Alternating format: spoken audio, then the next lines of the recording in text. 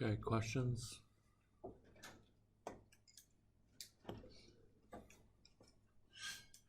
If you were converting a cyclohexane into a chair, or converting Or both? I'm sorry. Or both? Sure. Because there's two slightly different processes. So if you have, we'll do the chair first. So if you have groups,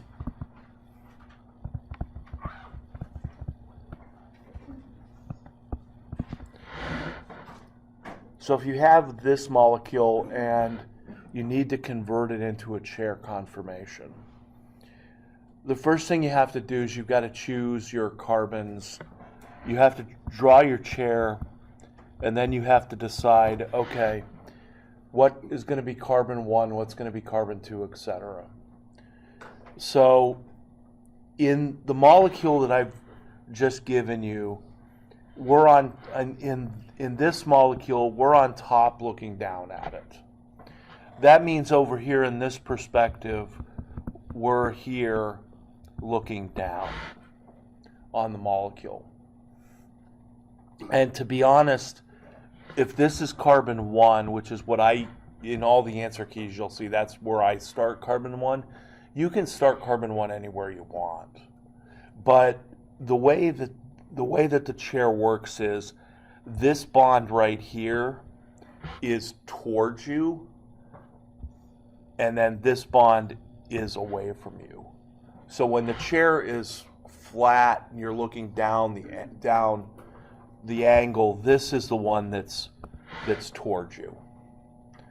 So looking at this then, this would actually be 1, 2, 3, 4, 5, and 6, and so 6 is actually there. So this would be the real numbering scheme, with 1 starting in the upper right-hand corner in each of the two structures. Now it doesn't matter how you number it over here on the left, as long as, when you number it on the right, you carry everything over. Because all it'll be is the equivalent of you rotating the molecule around. And you just have to get the relative positions of the groups to get in the right place. Julia? Whenever we draw the chair or the conformation of the cyclohexane on the test, do we have to be able to draw it like the book shows it with like the 2-3 bond coming out and kind of that like weird wedge, or can we just draw the lines? The only time you'll have to draw this chair, I'll draw it for you, and then you've got to put in the axial and equatorial positions yourself. So I'll draw the chair like this. So you won't have to worry about that. I'm not quite sure what you mean with the coming out at you. Like they don't just draw like the lines; they kind of have it like shaded. Yeah, we're not going to worry about that right at the moment. Okay. So the question. Everybody okay with that part? So then the question is, okay, for carbon number 1, we know there's an axial position up, and then we know there's an equatorial position that's down. So the question is, where should the chlorine go? Should the chlorine go axial or equatorial?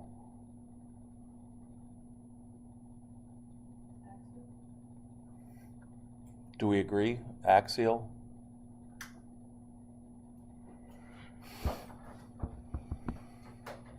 And then there's a hydrogen that's equatorial. So there's always a hydrogen here. Whenever in a tetrahedral representation there's 2 bonds in the plane and a bold, there's always a dashed wedge, and that's the hydrogen. So the chlorine is, thank you, the chlorine is on the axial. Why? If your perspective is you're above the plane of the ring, the chlorine is pointing towards you. This bold wedge also means that chlorine is above the plane of the ring, and in this case the axial up is the above position above the plane of the ring. So that's what we have to do is just determine our positions and then where the groups go. So now we would go to carbon 3, which again has an axial up, equatorial down, or axial up, equatorial below the plane of the ring, and where would the methyl group go here? Everybody have an answer? Okay, on 3. 1, 2. Okay, how about just above? No. Axial or equatorial? 1, 2. Okay, I heard equatorial. And in this case, on carbon 3, the equatorial position is below the plane of the ring. And then next to it is carbon 4. So carbon 4 is going to have axial down, equatorial across. I need to get rid of that little thing. So 4 is going to have axial down, equatorial. Where's the fluorine going to go in this case? Everybody got an answer? Okay, 1, 2. It's going to go equatorial. Why? Because the fluorine, the bold wedge means it's above the plane of the ring, and on carbon 4, the equatorial is now the above the plane of the ring position. So as you go around the ring, the positions change. So it goes from being axial above to axial below, axial above, axial below, equatorial above, equatorial below. And cis and trans in the ring means the two groups are either both above or both below, that's cis, or one above, one below, which is trans. Okay. Now, this molecule we would not, if we were to name this, we would not be adding cis or trans in front of the name because I have 3 groups. You only use cis or trans in the name if you have 2 groups, so it's clear what 2 groups you're talking about. In this case, if I said this is cis, you go, oh, well, you're talking about the chlorine and the fluorine, but you don't know that in the name. So the name of this will come, you have to name this with R and S for each of the chiral centers. But we're not there yet. But it's certainly legitimate for me to say the chlorine and the methyl are trans, or the chlorine and the fluorine are cis. That is allowed, but it wouldn't be a part of the name. So that's how we convert a flat cyclohexane to a chair. If we were looking at the chair, you've got to determine your perspective. I usually like to look on things from the top down. If you want to look at it from the bottom, the only difference there is that when you're looking at the ring underneath, your left is going to be different than your right if you were up on top looking down. So if I'm here looking down, my left and right have a different perspective than if I'm looking underneath this table. Okay. So that's how we would handle a chair flat cyclohexane conversion. Okay. Does that make sense? You said how it doesn't matter when we number. Is there like a specific reason why you started numbering at the fluorine group? I always number in this carbon, no matter what it is, that's always my number 1 carbon. It's just, that's the way I've done it. That's the way I do it. Primarily because this is going to be my number 1 carbon, and I kind of like to use that as a point of reference around the ring. But you could have the chlorine start, you could have the chlorine start on this carbon, and then as you go around, you just have to make sure that the methyl group is 2 carbons away and that the fluorine's next to it. So it would be the same answer. It's as if you're taking the ring and you're just rotating it like this. Okay. So I think that was on some of the older exams, just to try to get us in the mode of converting the flat chairs to the chairs, flat cyclohexanes to chairs. Then the other thing that you may need to do is you may need to have to convert a sawhorse into a Newman. So I know I did this in the afternoon class. So my point of reference with sawhorses is the bonds that are in the plane of the paper, the screen, the computer. The bonds that are in the plane are what I take my cues from as to whether it's staggered or eclipse. And if I was into mnemonics, when I see the bonds, the three bonds here that are in the plane and they make an S, that means that my confirmation, my Newman projection, is going to be a staggered Newman projection. Okay. And the reason for that is that over here, this is my perspective, and I always look at things, in this case, from the left-hand side. You could look at it from the right, it's just the front carbon would be different. So if I look at this from the left side, the front carbon is the left carbon, and the back carbon is the right-handed carbon. So if you imagine yourself over here looking at that molecule, what you have is you have the bond that's straight up and down. Then you have the carbon, 2-3 bond here, which is the little circle, which is the intersection big circle. That's the Newman projection. And then you have that bond pointing straight down. So if I have A and E, A would be here and E would be there. Okay. So when you see those bonds that are in the plane in an S, that means it's staggered. And then if I'm over here, if I put in like B and C and then D and F, if I'm over here looking down this carbon-carbon bond, what's on my right? And what's on my right is letter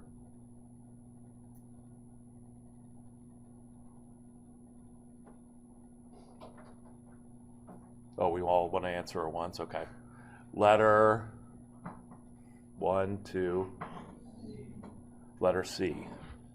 So if I'm down here looking at it, the C is on the right-hand side. And then the B is on the left-hand side.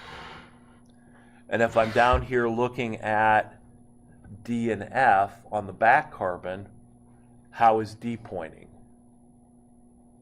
D is pointing up to the right, and F is pointing back to the left.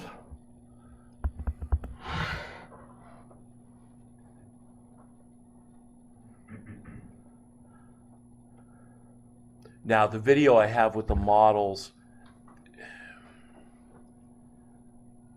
we start with this, and then after that we go into a Fisher projection and R and S, which we're going to get to. But at least the first part of that is converting the staggered into the Newman. Okay. So the other thing I'll add here is, so that if I'm here looking down the carbon-carbon bond, so you can kind of do this with your hand. So if my hand is the top bond, then this is kind of how I'm looking at it. So what you can imagine is that as I'm drawing, this is the view I'm looking at first, then that's the Newman projection. So my original perspective, or my perspective in terms of drawing this is if I'm over here to the right-hand side looking at that bond, because then I see A up to the left, I see E down to the right, which is, so if you're above the screen looking at it this way, that's you here looking at it on the Newman projection. So that's how you convert the sawhorse staggered to a staggered. The other possibility for a sawhorse is this. If you have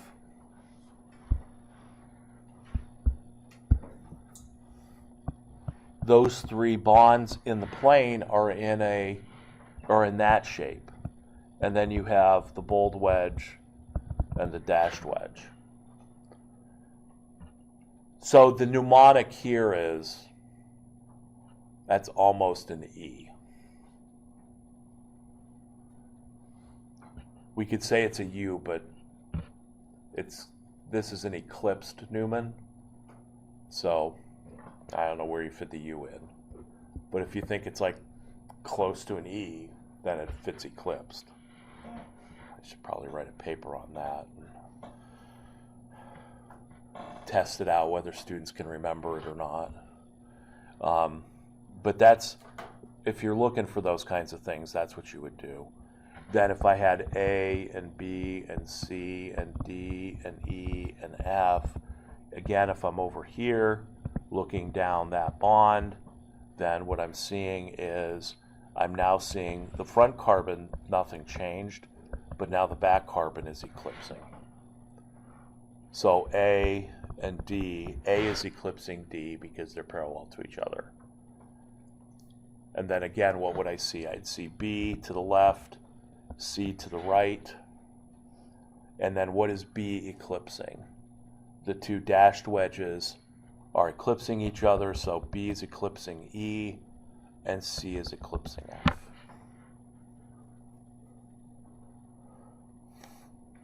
So that's how you would convert that staggered into that.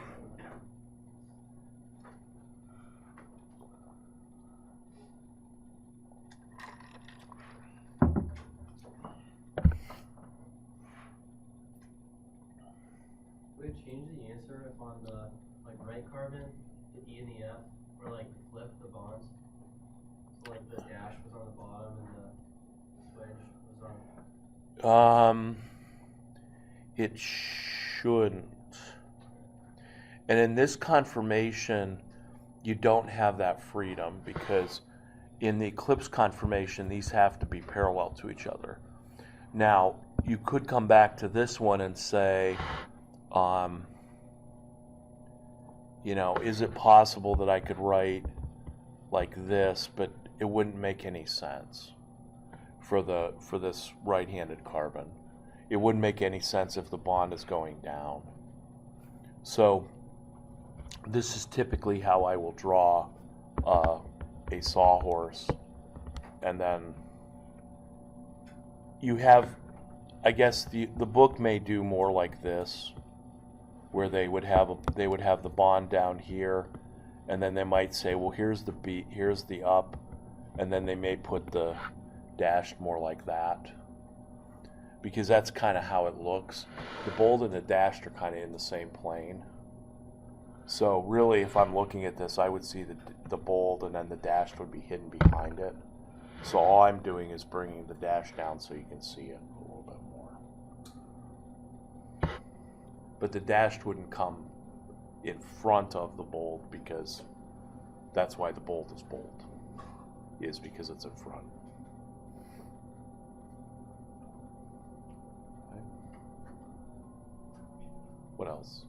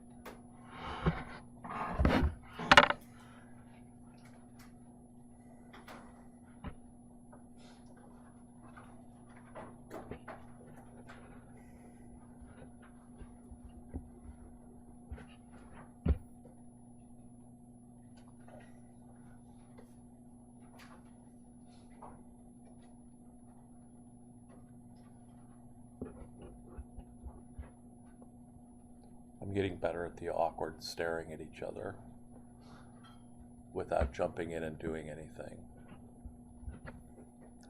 I don't think I can go 20 or 25 minutes, but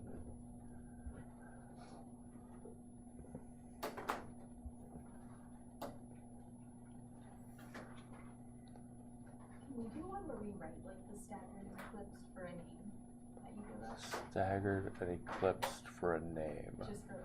You mean like all three staggers, all three Yeah. eclipsed? We can do that.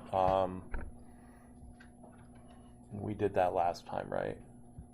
With it, can we do like, there was a practice problem that had 2 methyl groups on like 2 and 3, but then we looked down carbons 3 and 4. So it was like, what, a pentane with 2, 3, but then we looked down 3, 4. Yeah, we can do that. So this would be, because I think there were a couple questions about this. There are 2 possible answers for this question. So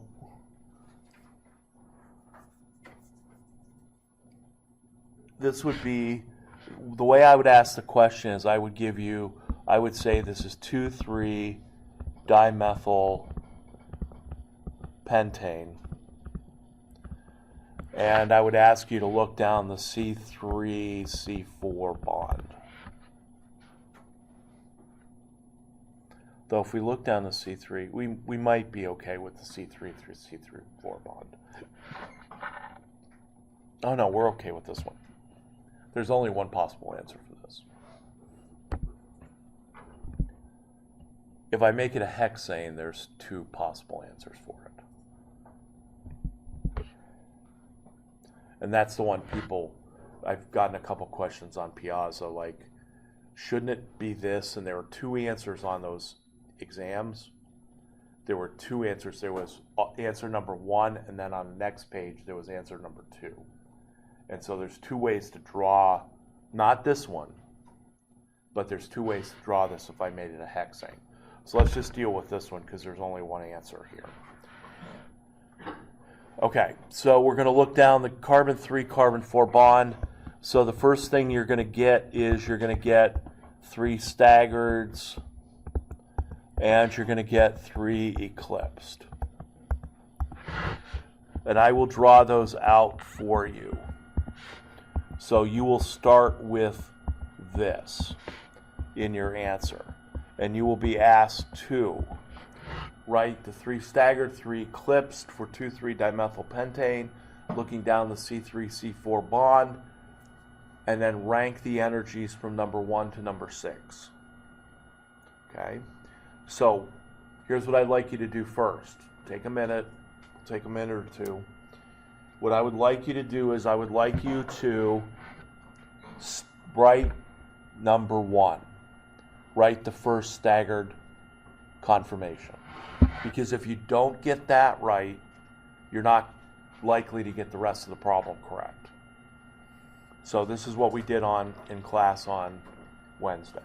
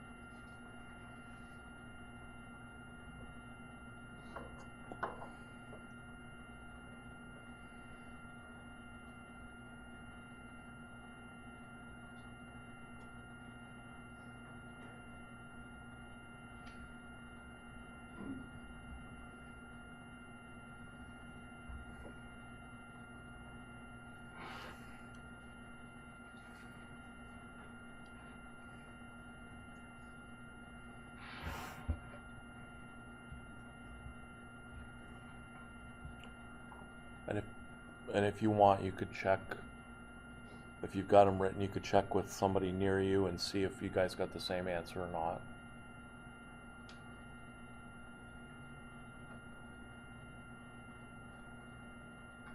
I mean, you won't be able to do that on Monday, but...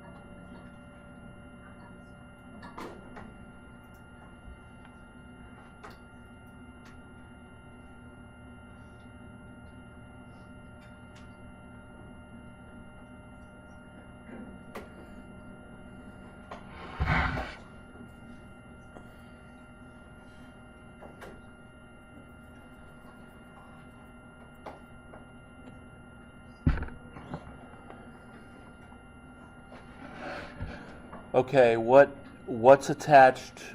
Let's say that the front carbon is carbon 3. So what's going to be attached to the front carbon? What 3 groups? Give me a group. An isopropyl group. So my recommendation is write out the entire isopropyl group. What else?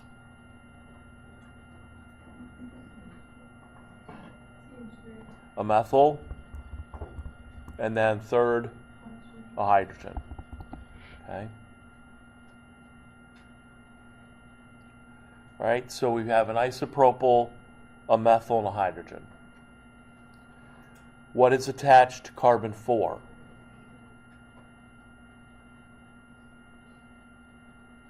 What 3 groups?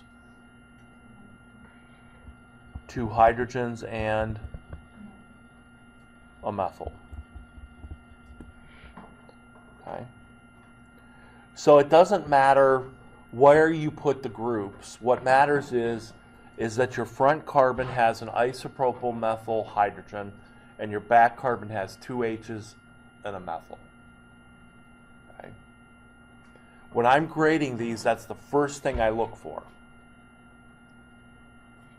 And if you have that, then I continue to grade it. If you don't have that, it goes into a pile of how I'm going to grade these. And usually that means you made your own problem, and so it'll say something like you have to get the structure correct in order to receive more than like half credit. So once you have this, then the rest of them kind of fall into place. So you can hold the back carbon constant like the book does, or you can use the front carbon constant. What I would do is I would write out the front carbon in exactly the same configuration or the same orientation of groups. So I'm going to write my isopropyl group, which isn't the greatest group to write. Now you could say, can I just write this as a line bond? Sure. Then I'd have my methyl group in the lower right. So my plan of attack on this molecule would be, I'm going to write out all the front carbons,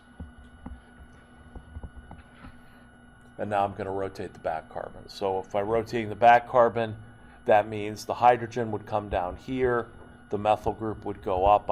I rotate clockwise, so that would be my second one, and then rotating my methyl group over to the continuing, that would be my third staggered. So I'm starting with a methyl group at the bottom, rotating up, other 2 hydrogens rotate to the right, the other 2 hydrogens rotate as well.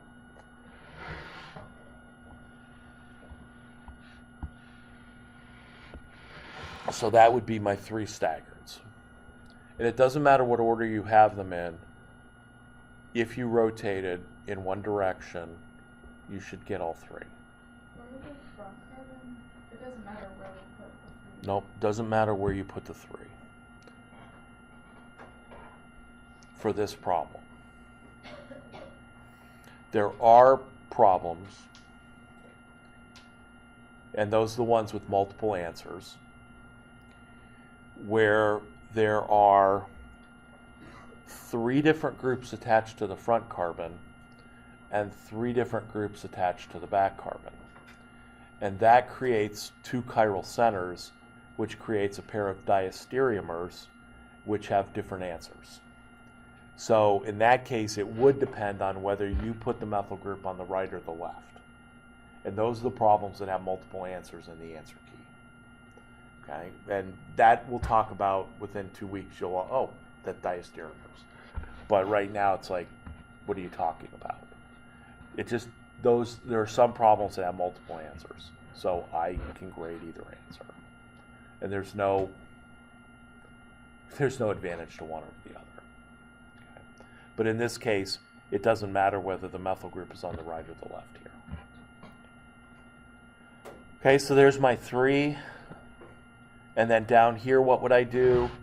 I'm going to rotate 60 degrees, so maybe I'll start with eclipsing the methyl, and then there's a hydrogen here and a hydrogen there. Then rotate the methyl group up here, and there's a hydrogen there, and then rotate the methyl group down here, and there's a hydrogen there and there. So there's my 6. But the critical part is you got to get the first one right. And there are practice problems with the names in Monday's folder. So if you practice nothing else, that I wouldn't recommend just practicing nothing else but this. But if you don't get the first one correct, the rest of them aren't going to be correct. So you got to get that first one right. Okay.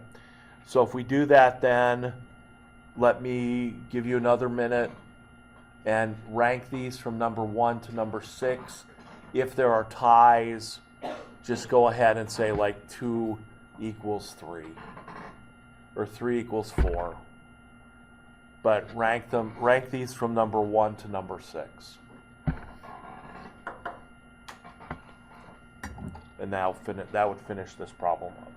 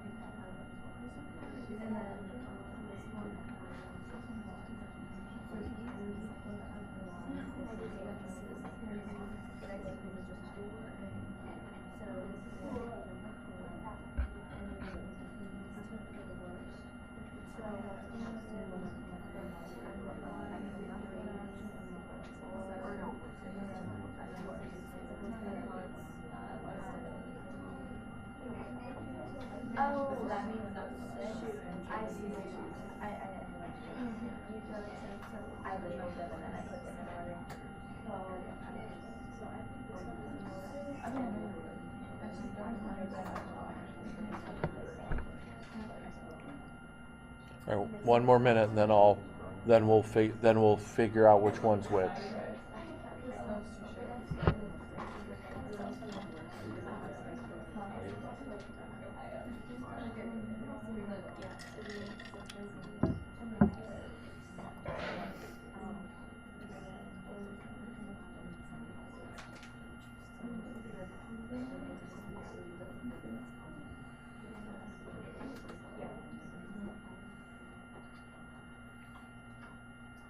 We ready? Okay. Of A, B, and C, which one is the most stable? Okay. 1, 2. A is number 1. Number 2. 1, 2. And then that makes C number 3.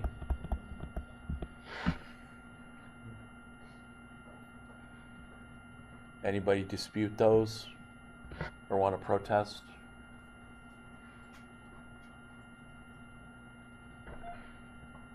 Do we all know why? Okay.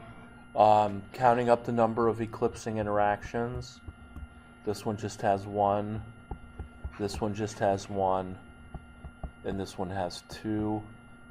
So that would make C number 3 because it's got 2 eclipsing interactions. Tie breaking between A and B, I've got 2 methyl groups interacting versus a methyl and an isopropyl. The larger the group, the more unstable the interaction, so having 2 small methyl groups is better than having a methyl and a large isopropyl group. Okay. So again, first criteria, I said eclipsing, these are Gauss. Number of Gauss interactions followed by the size of the groups. Okay, so then for D, E, and F, and A, B, and C are always 1, 2, 3. The staggers are always 1, 2, 3, and then the eclipses are always 4, 5, 6. Okay. So as far as D, E, and F goes, which one is number 4 then?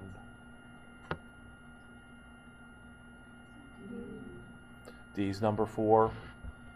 Okay, because it has how many eclipsing interactions? It doesn't have any. It doesn't have any eclipsing interactions between 2 non-hydrogen groups. Because all groups got to eclipse something. So eclipsing hydrogen is the best case scenario. All right, then between E and F, which one is more stable? Just shout it out. F is more stable because I've got 2 methyls. So that would be number 5. And then that leaves E being number 6 because we've got the isopropyl methyl. Okay. So that's what I would ask you with those kinds of problems.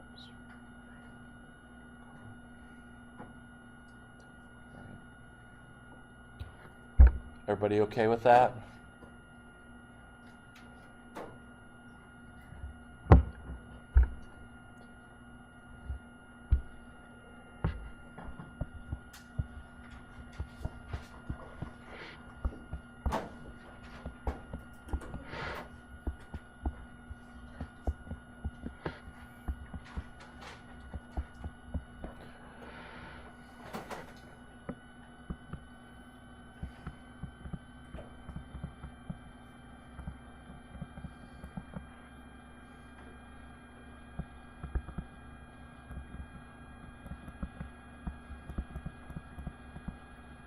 So then the other problem that I'm going to ask is to draw out the 4 different chair conformations for a molecule that I'll give you. And with this one, it's critical to know your common names.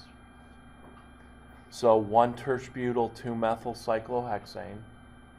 You're going to write the 4 combinations, the 4 possible chairs, identify them as cis and trans, and rank them in energy from number 1 to number 4. Okay. So first choose a 1 and a 2 and make sure you get their axial and equatorial positions in the correct spot. So if I'm choosing this one as 1 and 2, my axial and equatorials for number 1 for number 1 will look like that. And for number 2, it'll be axial down equatorial, down equatorial, down equatorial, and down equatorial.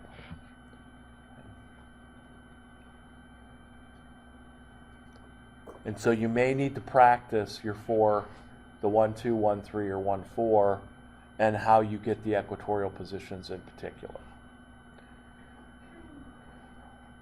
What do I see? Okay. I'll just give you an example of something that is not correct. Okay. I'll even do it in red. You put the axial here, and then you put like the equatorial in, pointing back inside the ring.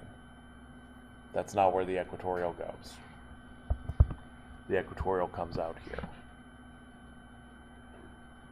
Or you do this.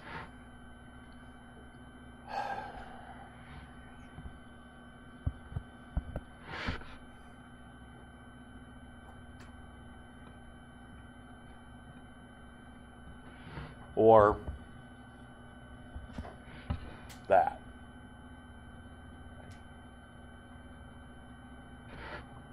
I don't know what to do with that. Okay.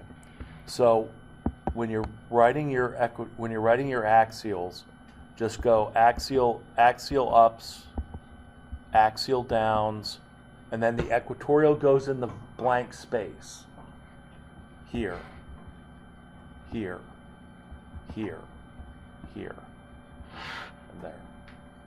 So the carbon looks tetrahedral when you're done with it. Okay? Because it's kind of a joke, but I mean, I can never guess. I mean, I kind of know what you did, but if you don't get the positions correct, then what happens is that your cis and trans is messed up because your axial and your equatorial are not in the right places. Now, do you have to write anything but the axial and equatorial in this case for number 1 and number 2? No. 1 and 2 is sufficient. All right, so if I'm looking at this, then I'm going to say carbon 1, terse butyl. Terse butyl. There's my terse butyl group. So it'll be axial in 2 cases. It'll be equatorial in 2 cases. Right? And I'm going to go and get rid of all these red ones because they're just going to get in my way. All right, then now what we have to do is we have to set up the 4 combinations. So axial is axial. Sorry, terse butyl's axial. Let's make the methyl group axial. Terse butyl group axial, methyl group equatorial. Terse butyl group equatorial, methyl group equatorial. Terse butyl group equatorial, methyl group axial. Okay. So now I have the combinations where 2 methyl groups are axial, 2 are equatorial, 2 T-butyl groups are axial, and 2 are equatorial. So now I have all 4 combinations. Okay. And I've got A and B and C and D. Tell me which 2 are cis. Okay. Which of those 2 are cis?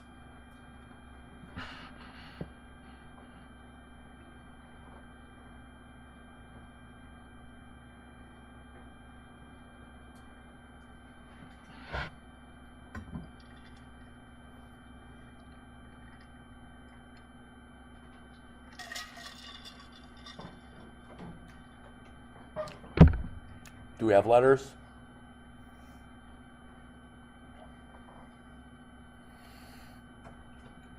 Which two are cis? Give me a letter. B is cis. The other one is? D is cis. Why? In B, the terse butyl group is above or below? Above. The methyl group is above, cis. In D, the terse butyl group is below. The methyl group is below. Now, to complete this, I would really need my hydrogens here. Okay, that means the other two are trans. Terse butyl group above, methyl group below, trans. Terse butyl group below, methyl group above, trans. So we got to label cis and trans. Cis and trans has nothing to do with axial and equatorial. It has to do with above and below. All right, ranking them, the most stable conformation is always the one where the alkyl groups are equatorial. So that means that is, C is number 1. Both equatorials most stable. Least stable is both axial. The difference between 2 and 3 is the less stable is the one where the blank group is axial. The bigger group being axial is less stable than the small group being axial. So between B and D, having the terse butyl group axial versus the methyl group axial, the terse butyl group, this would be number 3 because that's worse than having the small group axial. Okay. So that would be the other problem that I would give you. Okay. All right. Okay. So if you have questions, post them up onto Piazza or send them to me send them by email or send me private on Piazza. What I'm going to do is I'm going to post both videos from this afternoon and the morning into both of your folders. That doesn't mean you have to watch both of them, but you know how to fast forward with the button to fast forward, and maybe you see something that I go over in the afternoon that I didn't now that can help you. Otherwise, feel free to ask questions. I know I will be in the afternoon on, well, I'll be in the morning too, but I got to videotape something in the organic lab, so I will be around, but probably videotaping. But then, I'll be in from, I can guarantee noon to 5. If you want to stop by and ask questions, I'll leave the office door open so you can come and find me. But otherwise, you can email me. I'll post it on Piazza. All right? So if you have any questions, by all means ask, and if you ask by Piazza, I will answer it. And I would take a look at that and just see what kinds of questions people are asking. Okay? Other than that, I will see you on Monday.